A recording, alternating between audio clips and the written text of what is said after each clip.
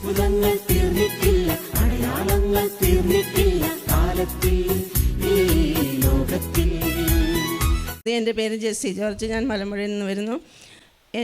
എനിക്ക് കാലിൻ്റെ എല്ലിൻ്റെ ഉള്ളിൽ, ഈ മുട്ടിൻ്റെ കീഴ്പോട്ട് എല്ലിൻ്റെ ഉള്ളിൽ ശക്തമായ വേദന അനുഭവപ്പെട്ടിരുന്നു. അപ്പോൾ ഞാൻ വെള്ളിയാഴ്ച സ്വർണ്ണവെള്ളി ആ ദിവസമാണ് ഞാൻ വന്നത്.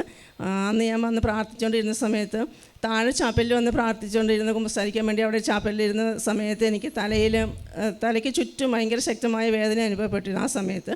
അപ്പോൾ അതിനുശേഷം ഇപ്പം ഞാൻ നേരം മോള് പറഞ്ഞു, ഞാൻ എനിക്ക് തലവേദനയ്ക്ക് ഇങ്ങനെ തലയ്ക്ക് ഭയങ്കര ശക്തമായ വേദന. ഇപ്പോൾ മോള് പറഞ്ഞു നമുക്ക് വീട്ടിൽ പോകാമെന്ന്. ഞാൻ പറഞ്ഞില്ല, ഇപ്പോൾ പെട്ടെന്ന് വന്ന വേദനയാണെങ്കിൽ അത് ഈശോയ്ക്ക് എന്തെങ്കിലും പദ്ധതി ഉണ്ടാവും, നമുക്ക് പോകണ്ട, ധ്യാനത്തിന് തന്നെ പോകാം, മുകളിലേക്ക് തന്നെ പോകാമെന്നും പറഞ്ഞ് ഞങ്ങൾ അങ്ങനെ ഇങ്ങോട്ട് വന്നു.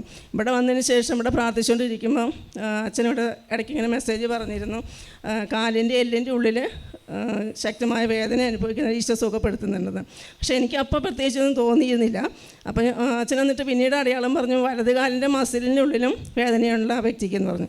അപ്പം ഞാൻ വെച്ചു അത് എനിക്ക് അങ്ങനെ ഉണ്ടല്ലോ എന്ന് വിചാരിച്ചു. പിന്നെ അച്ഛൻ പിന്നെ അങ്ങനെ കഴിഞ്ഞു.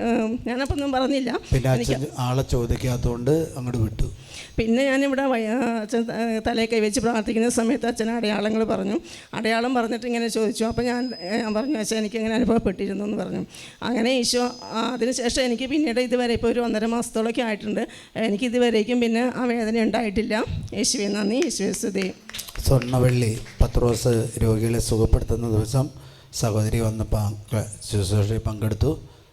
കാലിന് ശക്തമായിട്ടുള്ള വേദനയും തലയുടെ വേദനയും കർത്താവ് എടുത്ത് മാറ്റി. ഹല്ലേലൂയ.